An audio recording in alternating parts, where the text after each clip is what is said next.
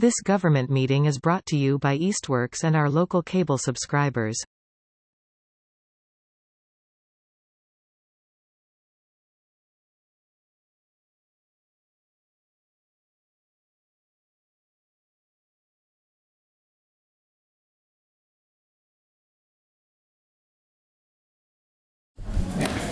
Confused. So let's call to order the meeting of the Southampton Select Board for March 31st at 6 p.m.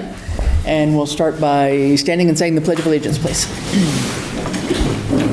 I pledge allegiance to the flag of the United States of America and to the republic for which it stands, one nation, under God, indivisible, with liberty and justice for all. Thanks. All right. And we have 2 members of our FinCom, and as soon as we have a third, we'll have a quorum. Okay. So in the meantime, would somebody mind handing me that paper over there that people signed in? Thanks, Ian. Oh, well, people that want to speak, please do sign in. What? Yeah, we usually don't have that many people, so it's usually, it's pretty clear that there's like 2 or 3 people that are here for sign in. So I don't often have the sign in, but since we've had such a crowd, I decided to put that in place, okay? And we'll go through it.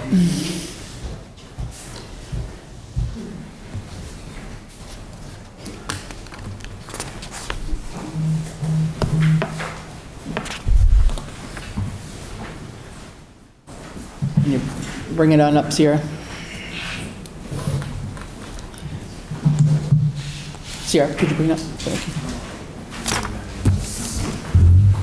Thank you. Okay. Super. Get my cords out of the way here. All right.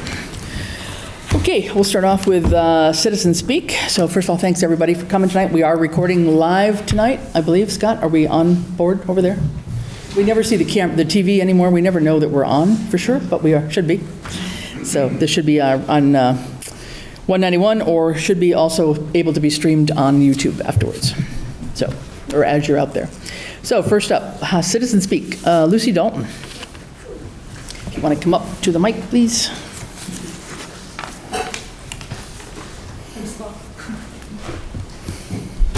And just, yeah. Lucy Dalton, 10 Strong Road. I'm the town clerk. I just wanted to make everyone aware of the Citizens Caucus next week, Thursday from 7 to 9 p.m. In this room. So if you haven't turned in your papers and you want to be nominated for a seat, you can come next week and get nominated. Okay. I also wanted to just make a comment regarding last week's meeting, Thursday. I just wanted to educate the resident about public records. When a public records request comes in, I do have to forward it to the appropriate office. I do make a note of and keep track of each public request that comes in. Then we send it off to the appropriate office that deals with that, and then we send them the information. I am not in charge of getting all of the information. The individual departments are in charge of that. So I just wanted to clarify that for them. Okay? Good, thanks. All right, thanks. All right, thank you, Missy. Okay. Next, Jessica McConnell, sorry.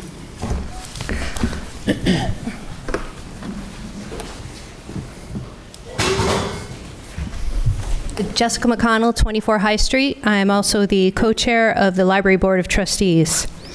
At Thursday night, March 26th meeting of the Select Board and the Finance Committee, there was a discussion about a subcommittee that would look at cuts necessary if the override failed and we had a basic / I think you guys called it doomsday budget. A flippant comment was made that if the library was going to lose its accreditation, the town should completely defund and close the library and use that money elsewhere. That is a terrible idea. If we still have a director and can be open some hours, we may be able to apply for a waiver and do some fundraising. Most of the library's programs are through fundraising. There are no accounts of Massachusetts town library, If you close the library, it may never reopen again, even if you pass an override in the future.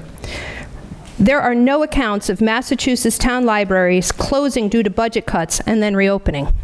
Libraries have always been considered a core service. If not everyone in town can afford the tax increases of a Proposition 2.5 override, then not everyone in town can afford the services that the library provides to everyone.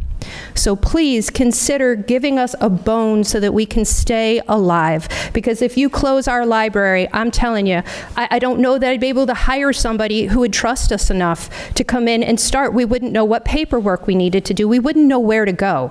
We need to maintain some form of library so that if this override fails and people suffer for a year, maybe they'll be more willing to pass an override the next time around and we'll get some funding. Okay. Thank you. Thank you, Jessica. Okay. Heather Pellegrini. Good evening, Heather Pellegrini, 76 Crooked Ledge Road. I'm just here to express concern for the ongoing budgetary problems. You know, we're all kind of focused on FY27, but this is a problem that's rearing its head annually and probably only going to get worse going forward. So as a select board, as a town administrator, what are your strategic plans to grow revenue in town other than continually burdening the taxpayer with every year additional override requests? Mm-hmm. Is there any way we can incent businesses to come? I know we hear we don't have sewers. That's maybe an override that would redeem itself over time. Mm-hmm. Right? We have to start getting creative, I think. Maybe some additional TIF agreements above and beyond the one we already did for an existing business in town. Something that can attract people to bring revenue to this town. And we considered a commercial tax rate.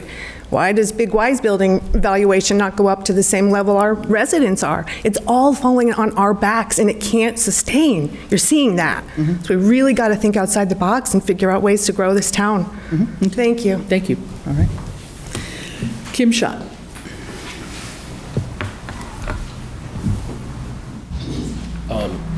Pardon me, point of order, do you want them to I'm sorry. come to order? Hi, Becky, yes.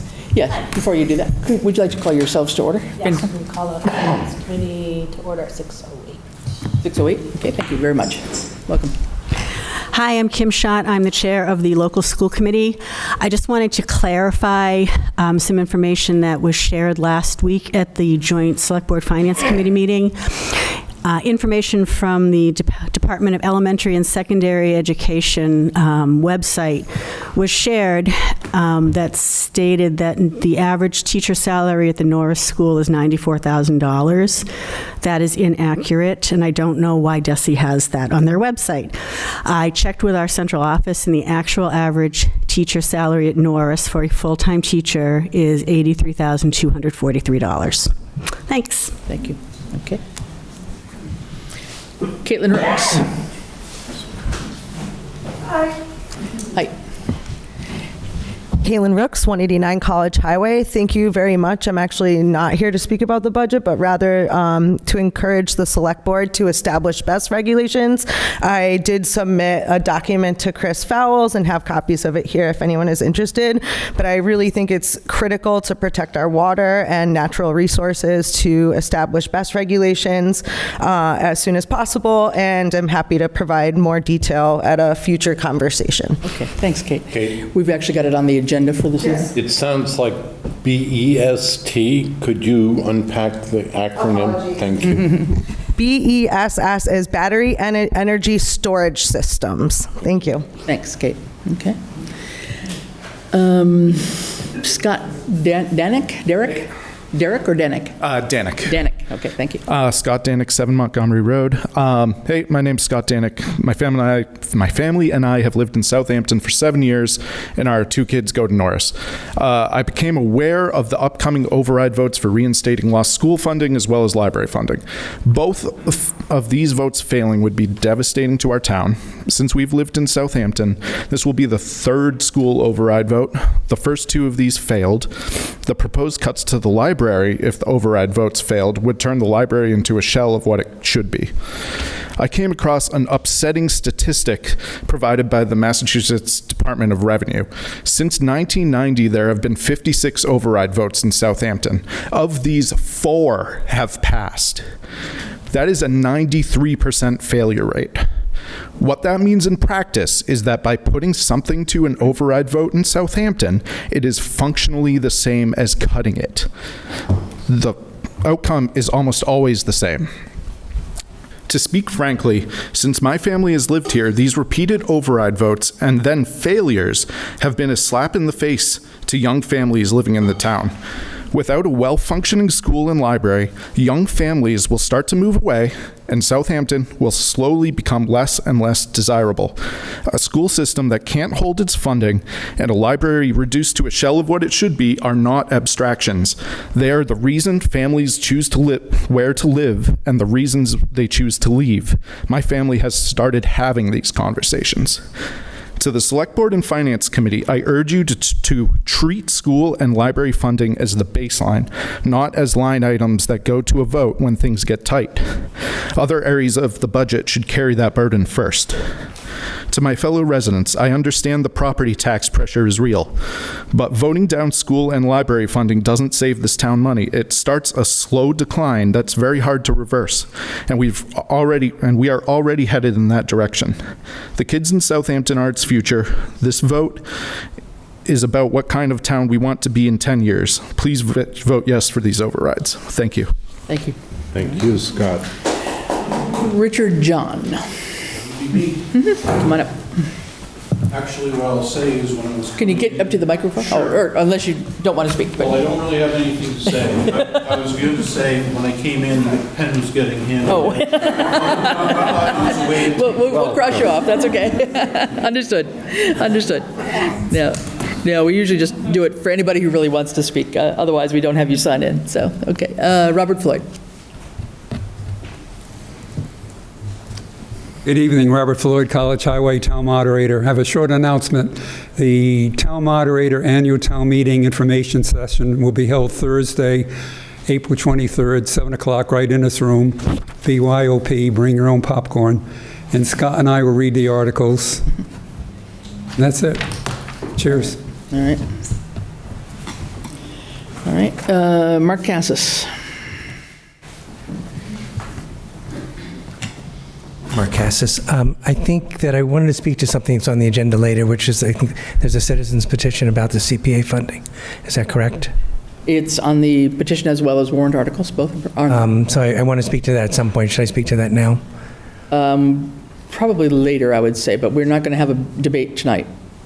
I mean, just want to present some information. Okay, that's fine. If it's possible. Thank you. We're not going to make a debate. Sierra Simmons. Hi, I'm Sierra Simmons, 242 College Highway. I'm also the chair of the Community Preservation Committee, and I too am here because I know that there's the citizens petition coming up, and I'll be happy to share any information, answer any questions, but I just wanted to remind everyone of how much funding is matched and collected when we make our contribution via the surcharge.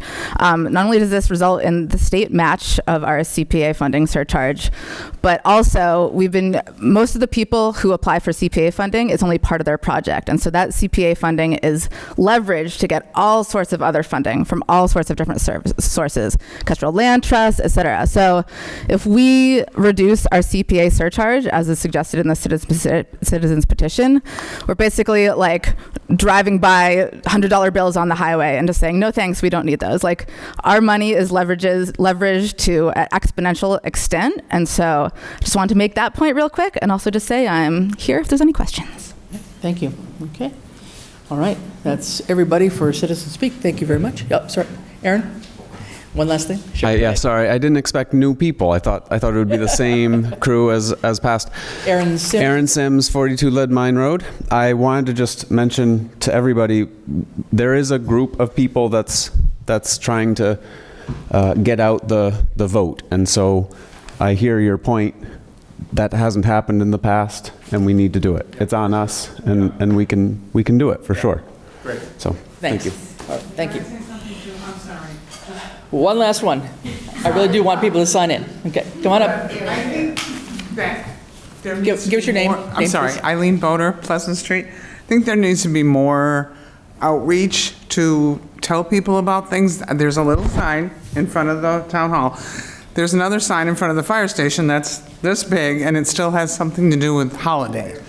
Holiday drive. Like, can we use that to? Yes, we can. We've already made a request. Giant things? We 'Cause have. That's We've made a request to the Lions Club for that, and we're trying to get the Mothers Club sign up at Pomeroy Meadow as well. So Thank you. those are the main signs that we usually try to get. So in addition to however else we can get the word out. So thanks for that, though. Yeah, you're right.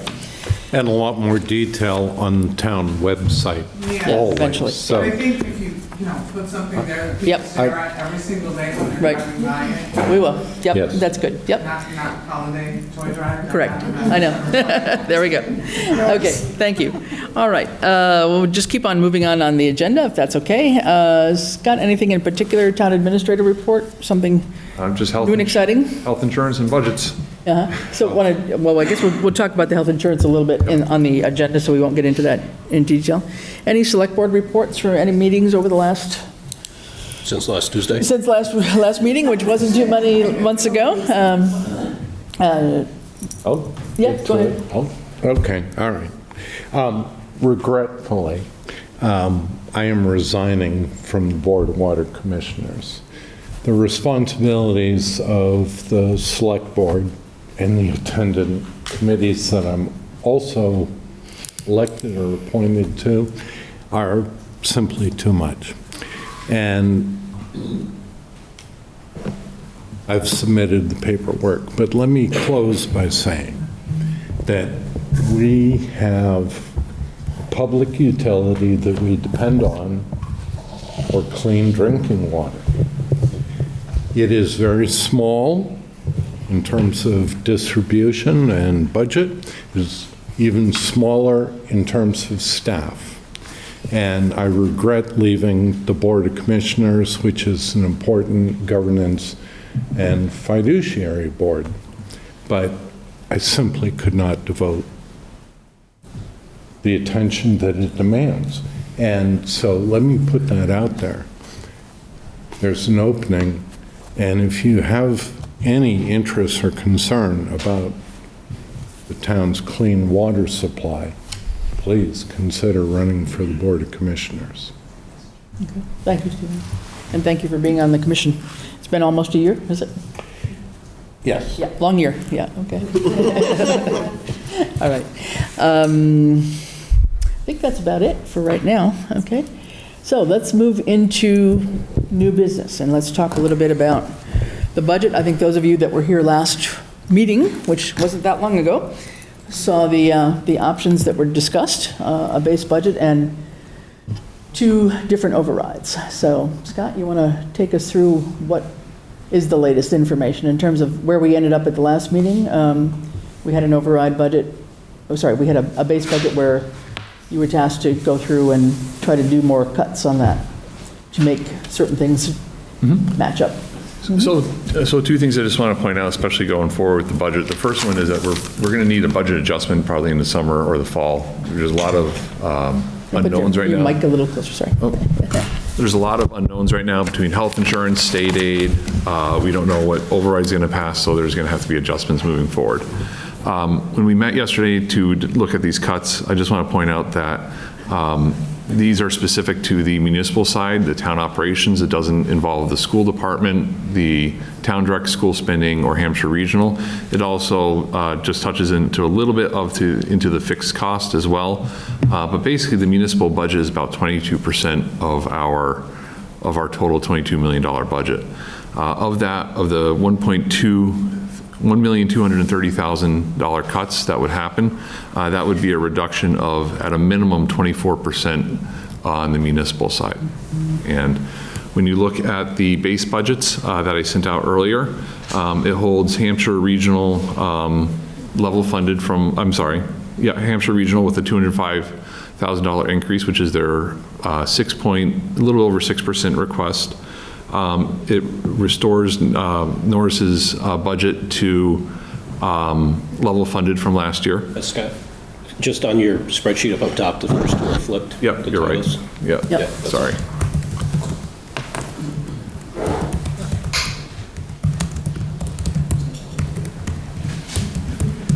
So it does eliminate the fire administrative assistant in the fire department. It also eliminates the police administrative assistant in the police department. Those are both 2 part-time positions. It further reduces the health consultant by $5,000, so it'll be a total of $5,000 for FY27. Reduces the highway general expenses.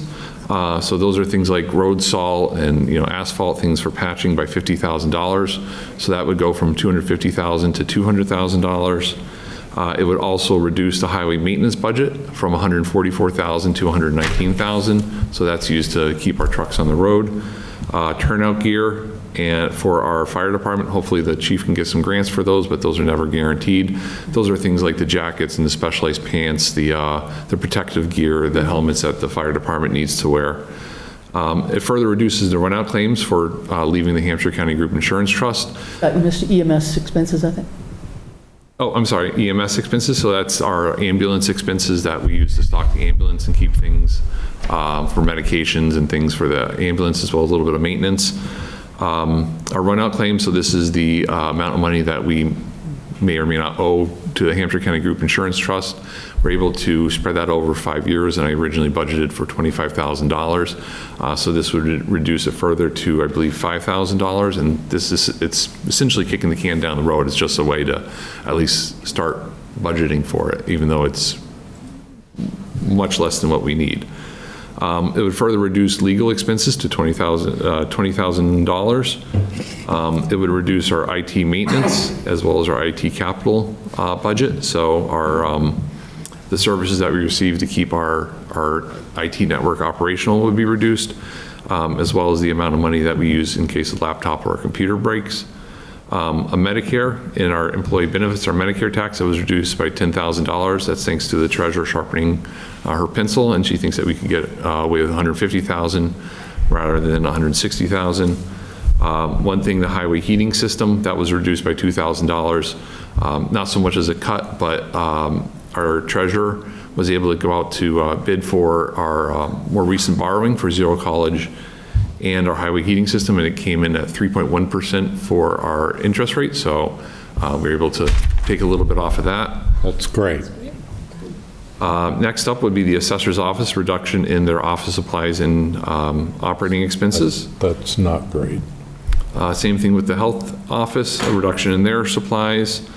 The town clerk tablets for the elections were reduced. And then, unfortunately, it looks like we would have to dip into the stabilization fund.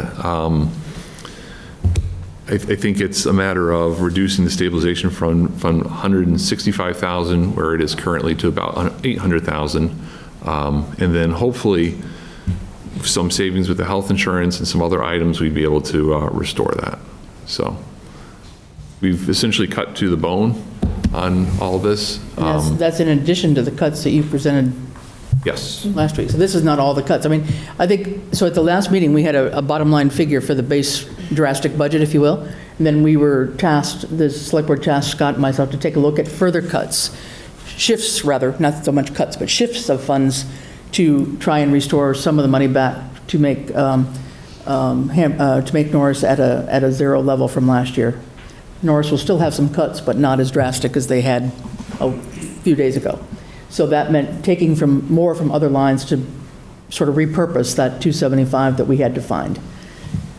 So this becomes a very long list. Sorry, did you want to show those again? I'm sorry. So there's new people here that didn't see them last time. But that does take into effect a lot of the ones that you all are concerned about, I know. So it is additive to. It's added to, yeah. I mean, because we needed to have $1.2 million in cuts. Right. Right. And just to clarify, select board wages, we are not paid. I want to make that clear again. It's in there.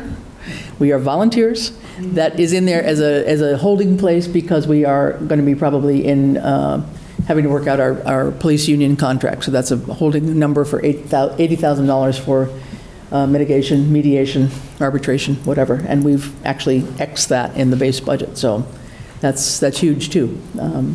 So Chris, yes. Scott, if you can go back to the other screen for a second. A longer budget? But just to be clear, it's H and E.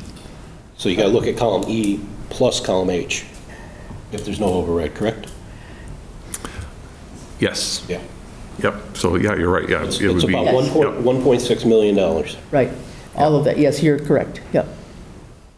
So there's a lot that would be I think, further cut, yeah. Yeah, Scott, you just went over the bottom line from that place where the line is drawn, sorry, on that right column, right there. Yeah, these are the You went newer over that cuts from- bottom. These are the new cuts from portion. last year. Those are last the week. new cuts to what we, if you could go back to the other one, hold it up at the top for a second so somebody can snap a picture. yeah, I feel like I'm on a roller coaster. I know. So, there you It's go. up to the, There there you go. Right. Hold that for a second. It's a long list, so. I'll post it to the website. Yeah, I just got to clean and it up. what we'll end up needing to do is kind of consolidate that, so you can see how much is all together, because they're split out in different lines within the budget, right? Excuse me. So we would consolidate, here's all the cuts to highway, here's all the cuts to the various departments. So here's, all the cuts to fire, to whatever, town clerk, whatever there is, accounting.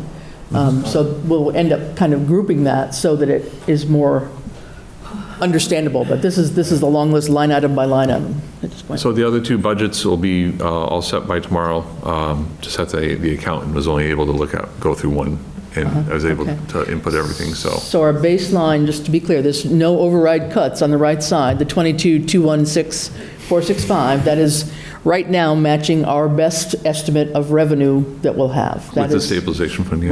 We have to get it Yes. to match, right? So that's what that That's is. huge. And we're still, Drawing down the reserves. with those drastic cuts, we'd like to not, have all of those cuts. None of us want those cuts. Wait, And so that's why there are then now two choices for an override at the new budget figure for that at 2494. And then basically the full request budget that the departments put in is the 24,684. Okay, so we'll get these tidied up, but that's still the bottom line figure that we're working with. Okay, comments, questions, anybody? I mean, Scott and I spent a long time trying to figure out how to move that 275, I guess it was, all around, and that's what we came up with. So, Madam Chair, yes, sir. just want to reiterate what you've already said, that there's $1.2 million worth of cuts. And it's not all line items. It also involves a subsidy from stored funds. A little bit, yes, the 60,000 or whatever that was in there from operational stabilization. Which is 50%? No, I'm sorry. It is a different approach to solving the problem. I mean, honestly, I think we've tried to keep, general public safety as intact as we possibly can. Figuring public safety across the town is what we are responsible to do, I think, for the citizenry. So that's a combination of police, fire, highway in particular. We've tried to keep them as good as we can.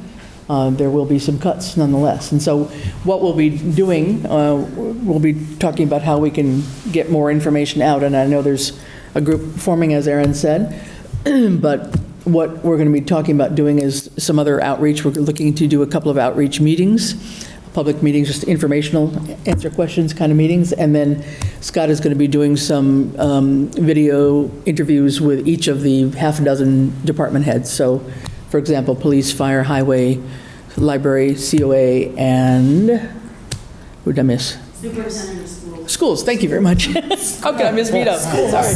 Yes, so I think we're looking at trying to program those over the next couple weeks and do that, so that we'll be, sharing information in terms of, okay, from, if I were Randall, for example, so you're going to cut me this amount of money for my whatever that cost was, which I forget what it was now, one of those maintenance costs or whatever. So what does that mean, or materials costs? What does it mean for my department, and then therefore what does it mean for you as a citizen? So we're going to try and have some short informational videos so that people can understand what it means department by department.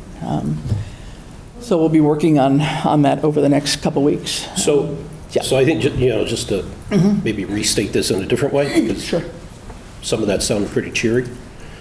Using the operation stabilization money one time, whether it's 65,000 or the full 100, is just kicking the can down the road to next year, because you got to replace that money.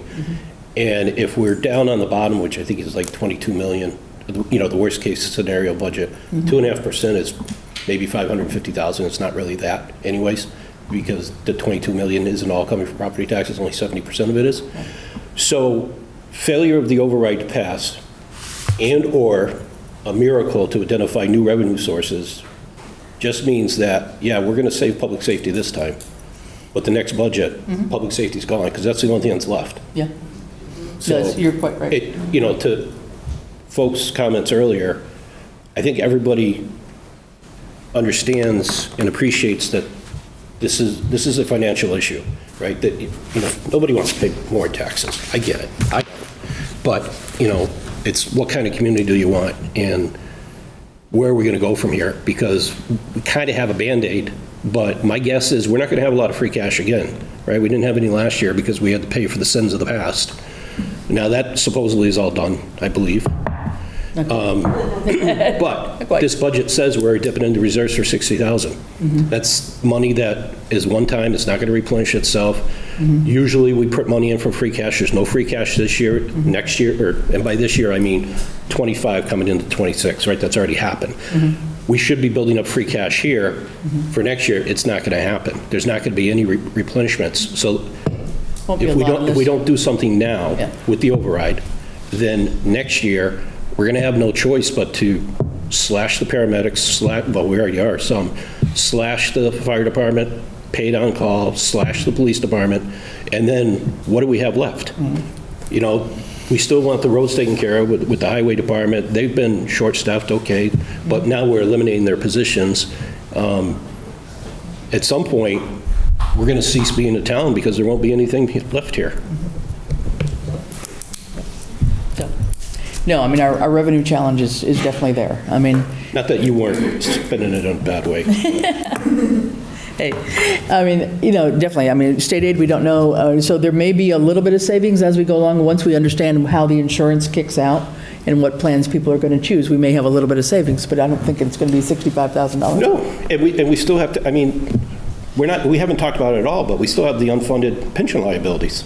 I mean, that's... The OPEB. Yeah. That's got to be a multi-point. I don't know what the percentage is off the top of my head, but Yeah. it's going, we have to be fully funded by 2030. We don't have a choice. I know.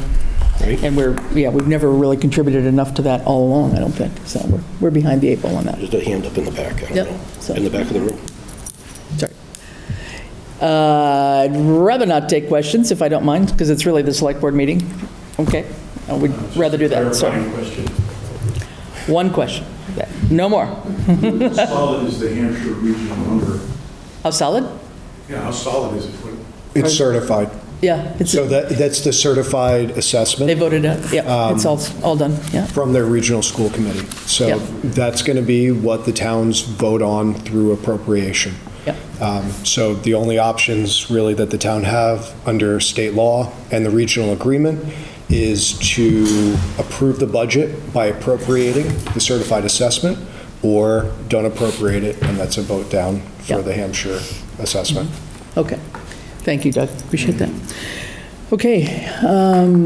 Select Board, any further thoughts, comments on this? All right. So we're going to continue to fine tune the list, and once we feel it's fairly accurate within 92%, we'll start sharing it. I mean, we've spent time fine tuning it. I'm not sure that there's much more tinkering on the inside to do, quite honestly. I mean, we were, tasked to get to that 275 number, and that's where we came out. So I think we're as close as we could get.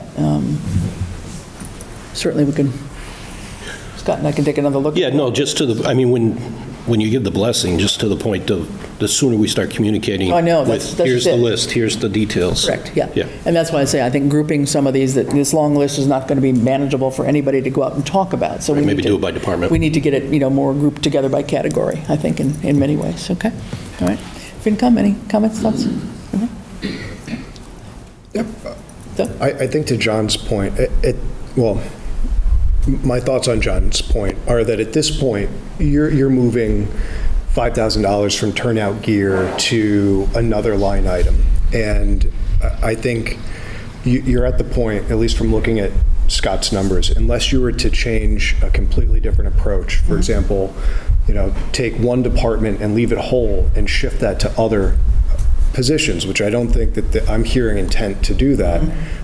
I would recommend that you lock the numbers down in the base budget so that people can have factual impacts that can be communicated. Yeah, I mean, I think that was my hope and my intent. I mean, we weren't asking for another vote on it tonight. I mean, I think we were charged to come out with how to make that bottom number work, and this is our solution. I think just putting a disclaimer down when the final list is there, obviously, if we get news that Boston actually does something to benefit Western Mass, that we'll adjust it, and then we'll share that information. Yeah. Well, and I think, some of that, I'd be surprised if any of that happened before town meeting, but you never know. But as Scott said, we'll have to get together sometime, probably June, July, whenever, for a special town meeting, most likely to readjust these budget lines once we know what the insurance costs are going to be, once we know what the governor's budget really is. Those are, we've estimated as best as we can, but we don't have solid figures on some of that revenue. But we've been conservative rather than being too extravagant, I guess I would say.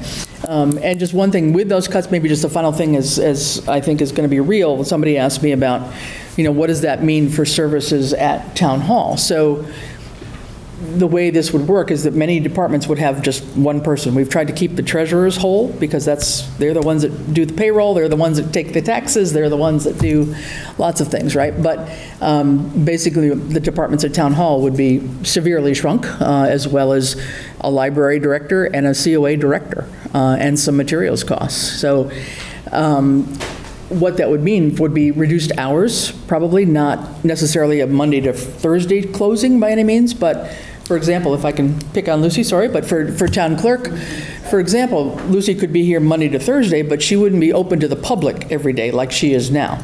Okay, she would have to set hours and say, okay, I'm going to be open to the public X number of hours. So the amount of face time, I think, for town-facing services would decrease just because of the level of manpower here at town hall as well. So just to put that out, this is, these are the kind of impacts that I'd like to, we've got to get more information out, but that's in general what's part of what would happen. Madam Chair? Yes, sir. We feel compelled to add that the Board of Assessors and our Chief Assessor are the funnel for our local receipts, and we are highly focused on providing good service to our citizens and every break that they're entitled to, elderly, low income, etc. Speaking to the mic a little bit, sorry. The assessors are on board to maximize income with compassion towards individuals and their circumstances. And so in particular, that is, well, there are specific initiatives that I don't want to get into right now, but trust that we're trying to ameliorate the declining revenues by making sure that we're catching everything that we're entitled to locally. Okay, thanks, Steve. Okay. And so, losing an admin... I understand, but, okay. I get it. Believe me. You want to find me another $25,000 somewhere? No, I just want to close the loop because I seldom do. I understand. Okay. All right, if nothing else, let's move on to other agenda items. Yeah. Scott, you want to talk about the health insurance, what's going on with those kinds of things? So the health insurance open enrollment starts tomorrow with the GIC. We're transitioning. We started doing some public outreach with the teachers and town hall. We're going to have a whole month of open enrollment activities as well. Next week, we have 2 sessions for our Medicare eligible retirees with the Council on Aging and the Treasurer's Department. We're going to be doing some counseling and a small presentation. The other thing is we sent out the flexible spending account information on Monday. So that's going to be the same time as our open enrollment. That's brand new for this year, is the flexible spending accounts. For the other insurances that we're introducing, from accident, long-term, short-term, new life insurance, IMED, and a new dental plan, we're going to have the open enrollment from the 14th to the 1st. And, thanks for Stephen at Dow Insurance. He's done a really great job in such a short period of time. We're still gathering everything for our life insurance, but that's going to be probably unveiled in the next day or two. So we've gone out to bid, we've gone out to the market. things like dental, like Altus Dental and Delta Dental, very similar programs in Massachusetts. There isn't much different, but we looked at going with MetLife because they offer the best network, the best similar to what we have now, as well as some additional benefits at relatively the similar cost to what we're paying now. So, Stephen did his due diligence. He went out to the market. There wasn't a lot of options, to be honest with you. So with the IMED insurance, the Hartford's going to be looking at our voluntary additional insurances as well. We're going to be sending out all the information for that in the next couple of days. With that, we do have a new website that we're going to be putting everything on the town website. Right now, the flexible spending account is up there, and I'm going to be putting the GIC pamphlets. They're literally, GIC really waits to the last minute. They're literally coming in like right now. They don't do anything until April 1st, midnight on April 1st. So as soon as that's going to be out, I'm going to be sending out an email tomorrow morning to all the employees to let them know. And where are you putting that on the website? Under government or under? Government employee benefits. Making a separate page or something for that? Okay. Yep. All right. And how is the open enrollment going to work? Is Steve going to be here to answer questions, or are you going to handle all this? Or for the GIC, most of that's self-sufficient.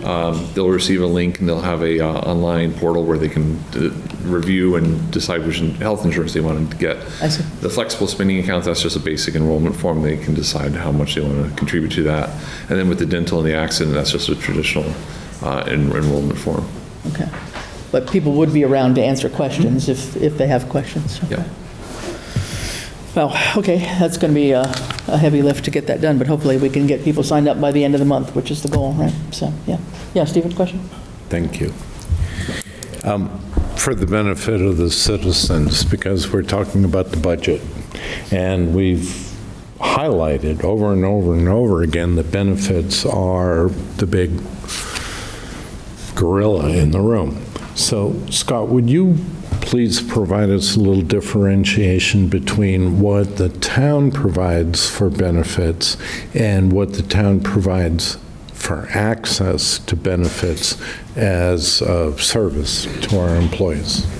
Well, the town's contribution to health insurance, which is the biggest part, is a 70-30 split. With that moving to the GIC, it should be, assuming which plan that people actually choose. For example, if they choose Health New England, which is the most popular plan in Western Mass for municipal employees, it would save the family employee about $4,000 and it would save the town about $10,000 per employee. For the other benefits, so the new vision insurance, the accident, the short-term and long-term, that's voluntary, so the employee pays 100%. For our life insurance, there's a 30-70 split for the first $5,000, and then we're going to be offering some additional voluntary life insurance that hopefully it'll be a good rate that people can get. It has things like, up to I think it's $250,000 pre-approval regardless of health condition, as well as a few other incentives when you introduce a new program like that. So hopefully people will take advantage of it. The IMED program, which is really good for people with contacts and eyeglasses, that's still 100% voluntary by the employees as well. Great. So while we're saving the town costs on the town support for basic health insurance by changing from the prior plan to this, we're also opening up additional opportunities for employees to use their pre-tax dollars, mostly, towards a wider array of benefits that they may value. So we're putting more choice in the hands of our employees, even as we're doing our best to reduce this exponentially growing cost of health insurance. I appreciate that. Thank you, Stephen, for the question. Okay, anybody else? Any questions? Anybody? All right. Okay, so good luck with that. That's going to take up a fair amount of time, just in terms of meetings and education next week, I'm sure, with the employees. But you've already had a meeting with the school employees. Is that what you said, Scott? No, Norris. Okay, good. All right. We'll schedule some others as well within the month of April. Okay, very good. Awesome. Okay, let's jump to what we have for potential warrant articles for the annual town meeting. This is just a listing of articles that we know of that we need to most likely include on our warrant. We don't have the all the submissions in yet. The warrant actually will close tomorrow. So we're taking articles until tomorrow, and then that closes.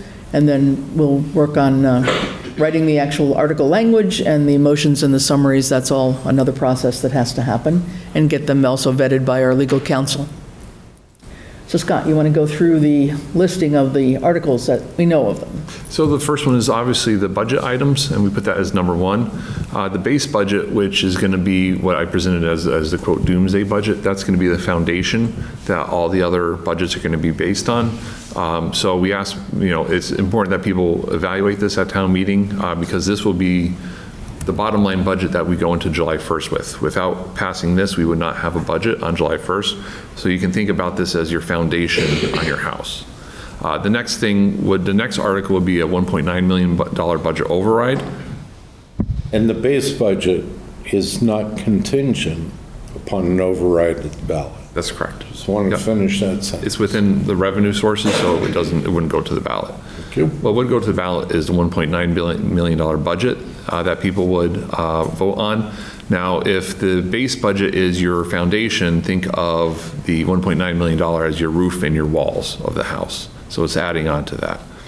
And then if, that can be an up or down vote, but that doesn't have to pass technically for the next one. So the next one would be the full budget of $2.5 million override budget. Now that would be like the furniture and your appliances and things like that within your house, the basic things that you need to live in any type of home. So those will all be separate questions at town meeting? Yes. Individual questions. And the idea, if I'm hearing you, would be to try and vote positively, if we can, at least certainly on the bottom one, because we have to have a budget to leave town meeting with, right? The next one would be the Hampshire Regional Fuel Request Budget. That's the same in all three budgets, and that would be the $6.291 million. That would be a standalone article. Next would be the enterprise funds for our transfer. And sorry about this, all the articles are all mixed up, so this is all just a list right now. The enterprise funds, which would be our water department as well as our transfer station, that's a separate non-general governmental items that stand outside of our tax revenue. They're self-sufficient. Next one would be the elected official salaries for treasurer and town clerk. Only, depending, I would like to introduce a consent agenda if there is a need for it, and it might be able to move things. That's where you lump a lot of the articles that have constantly been unanimous decisions into one article to pass them all, and that's to save some time. The next one is a request from the town clerk to eliminate the town caucus moving forward. The other one would be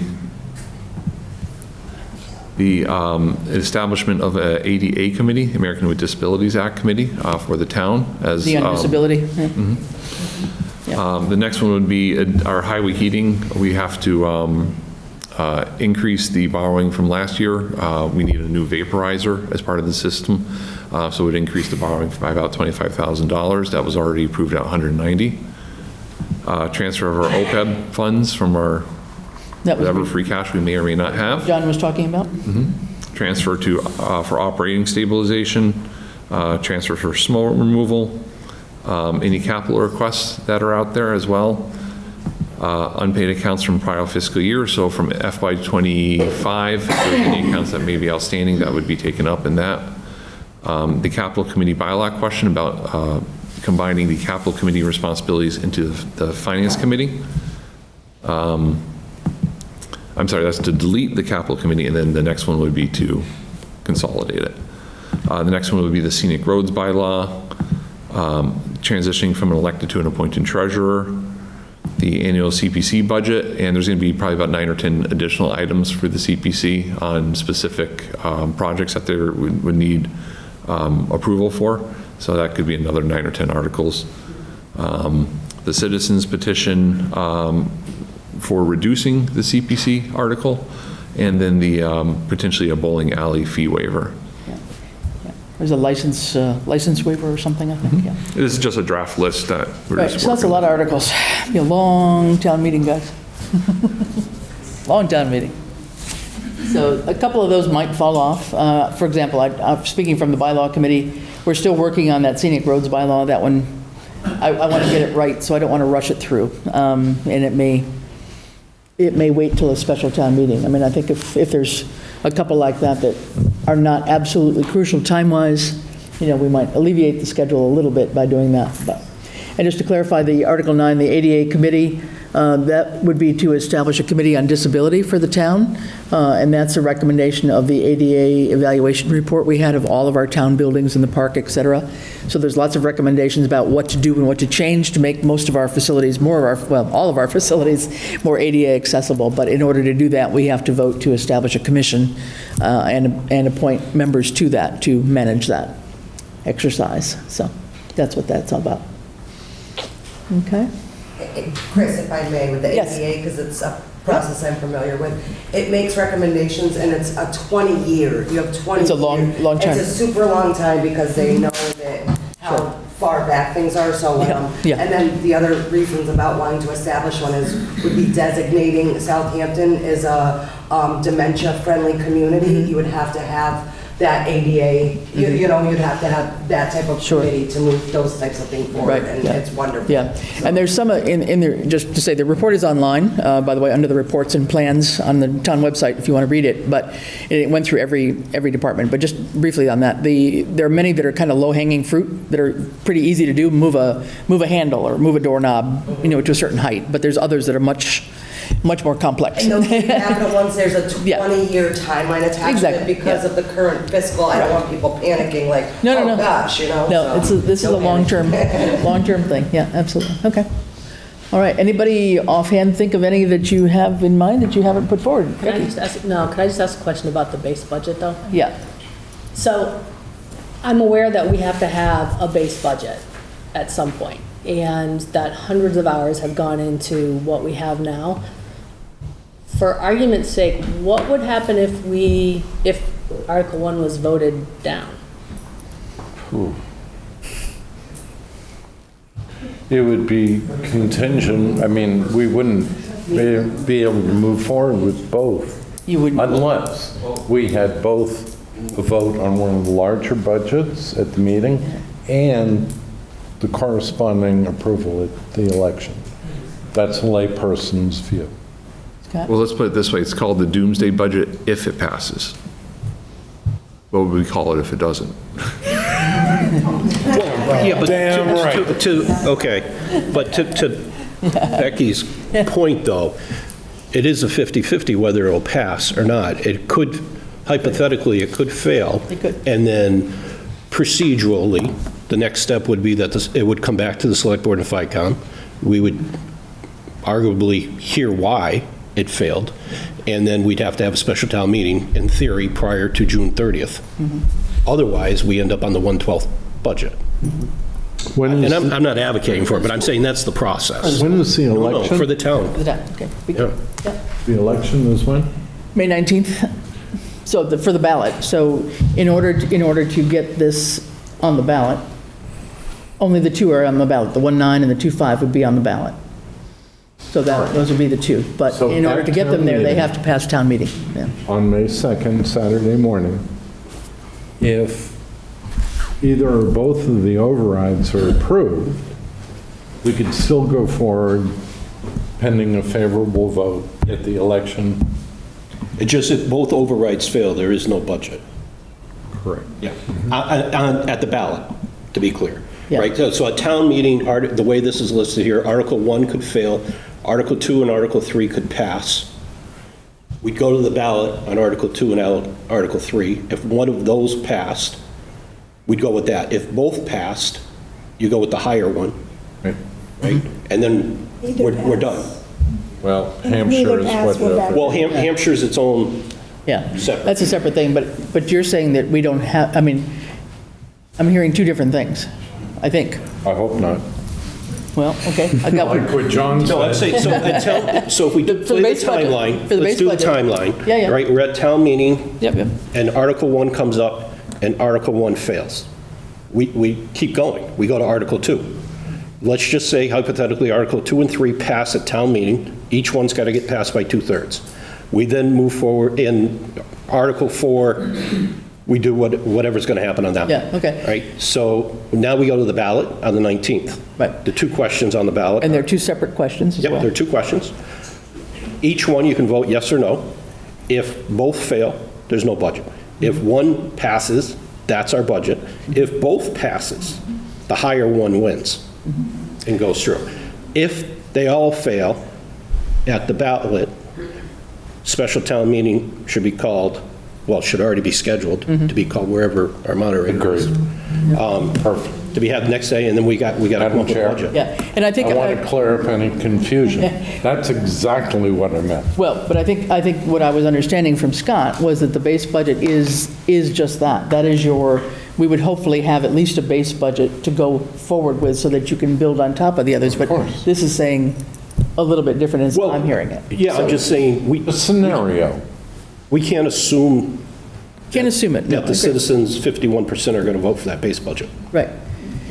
But I think it's a matter of how it's also presented, because the idea would be, if none of us want that base override drastic budget, but you got to start somewhere so that you can add to it. So I guess my view, but I'm unclear. I mean, I know the sole reason why I would vote against Article 1, the way it's up there now, and the detail's not there. I need to know, I need to see how the Hampshire regional number is going to be.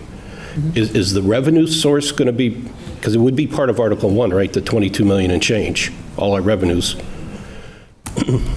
It's, I guess, in the Hampshire regional, debit's not going to be there, right? The expenses isn't going to be there. That'll be in Article 4.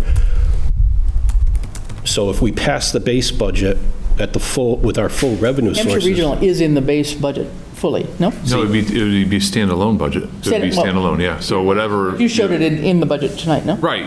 But for the purposes of town meeting, that would be reduced. Right. So let's just say it's 6 million, I mean, round numbers, and we have 22 million in revenue. The base budget would be, what? Minus 6 or whatever. 16-ish. Right. And then with our expenses, and this, yeah, okay. Yep. Yeah, okay. Madam Chair. Just to be clear then, Scott, sorry. I think it's critically important how we present it, but I think it's fundamentally more important that the citizens understand the trade-offs. And I think John put that very clearly. We can present it however we think is best for the community. Sure. But the actual process needs to be made scrupulously clear, because last year we screwed up. Yeah. Thank you. Okay. They need to know the consequences Yeah. of making those choices. Yeah, and how each plays out, because this is four-dimensional chess. We're trying to solve a very, very complex problem. Yeah. Okay. Thank you. So yeah, maybe that was my rosy thinking that the base budget would pass so that we can build upon it, but maybe that's not totally accurate, but as long as we can still vote as long as we can still vote Article 2 and 3 irrespectively, right? I'm more confident that it'll pass if it's clearly illustrated that Hampshire regional revenue and expenses is its own standalone item. Okay. All right, so just to say, we've got a long list of articles. We'll see if some can be combined, and we'll be working That's what that consent agenda is. Well, exactly, that's what that is. All right. Now, with the, so we will have the articles closed tomorrow at our next meeting on the 14th. We would have to have the actual draft articles written out for us to approve the warrant, right? Yeah, sooner the better. Sooner the better. Well, yeah, I mean, if you need a meeting before that, but by the 14th anyway is our next scheduled meeting unless we have one in between time. Okay, got it? All right, fine. If nothing else, all set? Becky, you all set? Yes, thank you. Okay, good. All right, next up, citizens petition. So is that Lucy, or what's happening? Yeah? Since you gave it to us to start with, and then we have a speaker? Yeah. You can.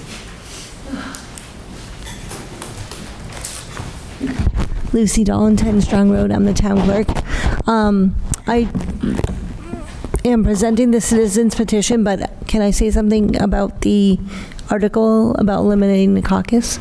Can I speak on that or no? Go ahead for a minute while you're there. Okay, well, I just wanted to say that we are like one of 6 municipalities that have the caucus out of 315 towns. And I've been at my job for almost 12 years, and every year it just gets difficult to get people to come to the caucus and to want to be on a board. And I thought about if we eliminated it, we could get more people to want to be on boards and committees, by, getting certified nomination papers. Yes. Now who's got the rosy outlook? Anyway, well. I know. We can, I suggest, thank you for that. I think when we get to the caucus on next week, we can. Yeah, the caucus is next week, but I have to think about, we'll see how many people show up for next week. Getting volunteers in general, I totally agree, whether it's at the caucus or to go out and pull papers is, so there's not an easy way to do it. We'll see if that comes off the list, okay? All right, thank you. So I am here just to present, the Select Board has the citizens petition. I didn't make a copy for finance, I'm sorry. This is being presented by two people from town, Tammy Walunas and Heather Pellegrini. The petition contains more than 54 at 54 signatures. There was only 10 needed to submit this petition. This is a legal document that had to be certified by the registrars. The names were checked and certified. And she submitted it within time to get it on the warrant. The purpose of the warrant article is to reduce the current 3% CPA surcharge to 1% in an effort to alleviate an additional tax burden on residents in the hope they will be more likely to vote favorably on the fiscal year 27 operating budget override to be proposed at the annual town meeting. So that's it. All right, thank you. You have the paperwork and... Acknowledging it, we have it. Okay, all right. All right, thanks, Lucy. Thank you. Okay. Yep, okay.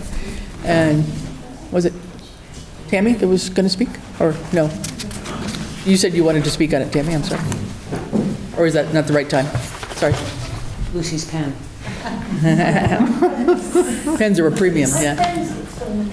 Tammy Walunas, 298 College Highway. I'm very sorry that we did not have copies for the FinCon. Thank you. I really feel that this will help our citizens. I mean, 2% of the revenue is a big deal, and if we can get it applied towards, if people see that they have that to be able to apply towards an override, I think that's great. People are also getting fed up with money being spent on other things that we have no control over. So I hope that people will consider this and that an override would be approved. Thanks. All right, next. Heather Pellegrini. Okay. Yes. I'm co-sponsoring this warrant article. I just think it's a critical time right now. In the name of fiscal responsibility, this is just one little concession back to the taxpayer. We're asking for a lot of money. I think the average, last I heard, was almost $800 annually for the average assessed home. If we could take $100 off of that, that would be helpful. There are a lot of seniors in this town that, they're not going to be able to stay if we continue with increasing the taxes so steeply. CPC's done incredible work. I'm not saying they haven't. We've done a lot since 2001 when we adopted it. We've been at the max. The contributions used to be at 100%. I think FY26 is looking about a 47% match. That's continually coming down due to the fact that many more municipalities have jumped on the bandwagon and the fact that it's funded by deed transfers, which we all know the real estate market is tanked. So the fund being allocated, those have come down as well. Again, I know they've done a lot of great work, but when I see things like the cuts that are being proposed, but yet we're building a single-family house for one lucky lottery winner, it just doesn't reconcile. Again, all of the burden is being put on the individual taxpayer. This is just a way to give a little bit back to say, yeah, we understand it's tough times for everybody, and this is just a little way to give a little reprieve on the burden. Okay. Thank you. Thank you. Mark? Mark Cass is speaking as Vice Chair of the CPC. I want to make sure there's accurate information out there. I'm not going to try to debate, but we have received $3.5 million from the state CPC trust fund since we had started this. If we were at 1%, we would have lost $3 million from the state, free money to us. We've had over $4 million of grant money that we've been able to leverage with the CPC money that we would not probably have been able to get because we would have had inadequate. We're talking about decreasing, by going to 1%, we potentially go from $500,000 a year to spend in the CPC to about $133,000 and would not be able to do many projects or put together any grant applications for leveraging funds. And I think it's significantly not going to help the town with our vision of the town. It's going to decrease the quality of citizens. And I think we need to be careful with that decision. And if we can provide more information. Okay. Thank you. Thank you. All right. Madam Chair? Yes, sir. Questions of the proponent? I'm very sympathetic to the fact that the perceived burden of taxation and expenses generally is out of control. It's hurting every single household. Municipal government is not exempt from that, hence the override. So to the petition, I'd like to ask you if you've considered, instead of reducing the assessment, to go to those who are most heavily impacted by an additional CPA tax.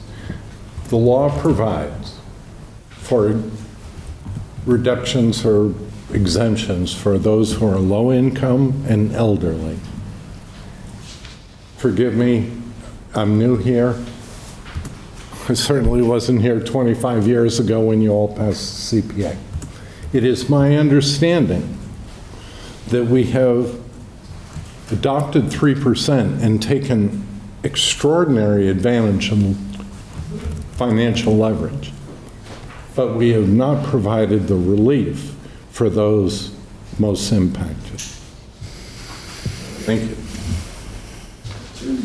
Sierra? Oh, go ahead. Do you want to? I call on Sierra. Okay, go ahead. Tamara Lunas, 298 College Highway. The CPA, Community Preservation Act, can only be modified. Key details regarding revoking it and changing it. And modifying the levies. Alternatively, municipalities can vote to reduce their surcharge from 1% or amend their exceptions. So that's why we proposed 3% down to 1%, because legally we can only do so much. Madam Chair? I was not challenging. Okay, yeah. I was absolutely and never have challenged that may be possible, but for outstanding obligations against the income stream. I am trying to show you, in sympathy with providing relief for the taxpayers, that there is an opportunity, which you acknowledge, to provide focused relief to elderly and low income. And I'm sorry, I didn't really want to. Yeah, this is not a debate tonight. I'm going to let Sierra answer one more question, and then we're done with this topic, okay? Okay, that sounds good. I was going to say, I think we may already have that on the books, that there is already reprieve for elderly or low-income residents. There are abatements, already in place. At the assessor's office, right? Well, there's... It's okay, because I forgot what I was going to say. Sorry, interrupted. All right. Give me a minute, I'll be back. Well, we're gonna move on here. So, yeah. It's true that on general real estate levy, we do have low-income and elderly exemptions per state law, drawing from other authorities than the CPA. Okay, can I say my one last thing? Which is just that any projects that are conducted with CPA funds, not only are they generally brought by citizens or by people who are working on behalf of citizens, but that nothing gets spent without town meeting vote. So any projects that we did, whether or not, someone might think that they were useful, those were all approved by a resident vote, and they will be in the future as well. That's all. And there's parameters on what they can be spent on too. Correct, yeah. None of the CPA money goes back to general fund. None of it goes back to help balance our budget. None of it solves the override.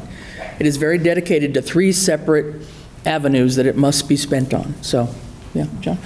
Well, so I guess I look at our role right now in this is merely procedural. Once we're provided a certified copy by the town clerk, we're required to assign it an article number, choose its placement, order it on the warrant, and request town council review for clarity, not substance. The only thing that I would add, because it wasn't said here, under this particular section of law, it will not pass just because it passes at town meeting. It has to go on the ballot. It has to be a 2-prong. So we should do a placeholder, but I think. Yep. Okay, thanks. Okay, thank you. Shall we move on? Next item up? Water. Do we have to vote? On what? No, these. Thank you. No, we've got a list of articles. We've accepted the articles. We will be voting on the entire set of warrant articles in a future meeting, okay? Thank you. Next up, Water Department Contract 2026. This is for the College Highway Water Main Extension Project. Brett, you want to give us a little overview? And I think we've got some papers to sign here. Brett Simmons, Water Department.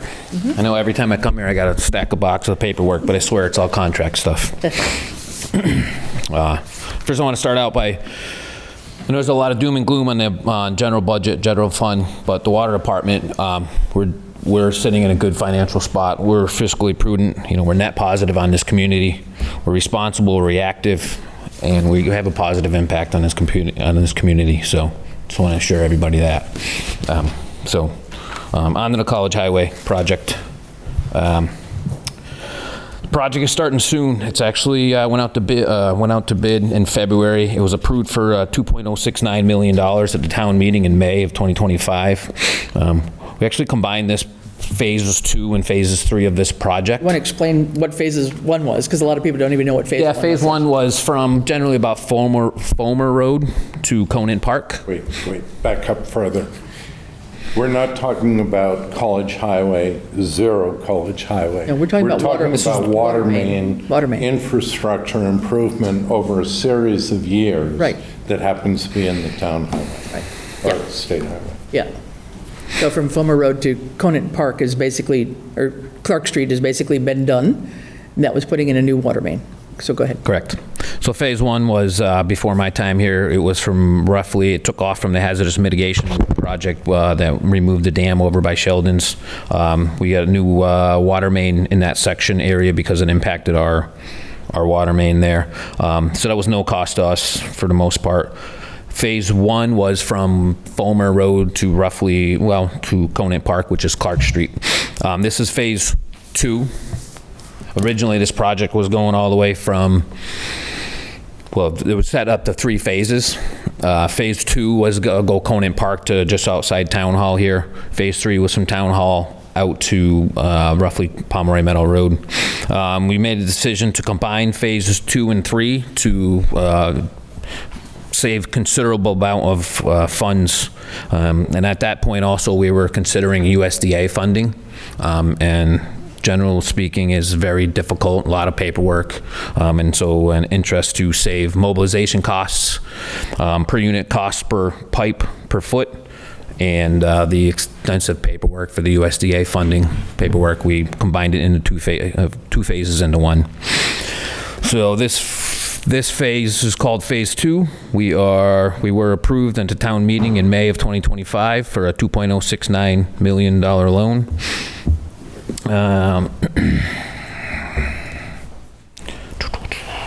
That includes engineering oversight and the construction phase. We had 7 bids that were out to open bid, public bid, around on February 25th. We had 7 bids ranging from $1.866 million to $2.5. The winning contract was for $1.866 million, went to Gallagher Construction. And then that combined with roughly about $113,000 for engineering oversight. We're sitting darn close to $2 million. Cash flow projections, charts are out for, we're going to be putting out our first, well, backup construction is starting probably first week of May. It's tentatively on for the 24th, which is a Friday. I'm not sure. We're still scheduling on-site meetings, pre-construction meetings. Brett, could you just explain a little bit the water main? What do we have now and what are you going to, just for people that don't know? This is replacing 1932 cast iron that's in poor shape. So it's going to be about roughly 4,700 feet of 1932 6-inch cast iron with brand new diameter. And nope, it's going for 12-inch plastic pipe. Thank you. Funding for this project was, like I said, is going private funding. I'm working with the Treasurer's Collector's Office on that.